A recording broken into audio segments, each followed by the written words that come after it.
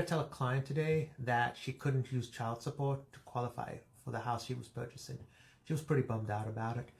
As a loan officer, I help people all the time, and occasionally someone will come to me and they'll be collecting child support, and what they'll want to do is they'll want to use that child support to help buy the house.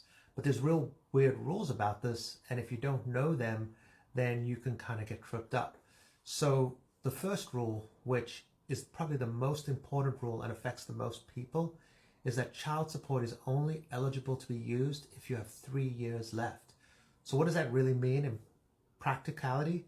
Is if you have a 16 or 17-year-old and you have 1-2 years left, you don't have the full 3 years, it's not going to be allowed.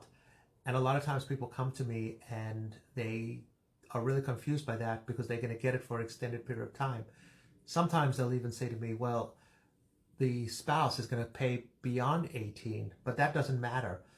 At the end of the day, it's 3 years up to the age of 18. Otherwise, you can't use it. The second thing that's really important is we're going to check that you have received the child support for the last 90 days. So if the child support payments come sporadically, that can be a big deal because over the 90 days prior to you buying, that has to be paid to you consistently.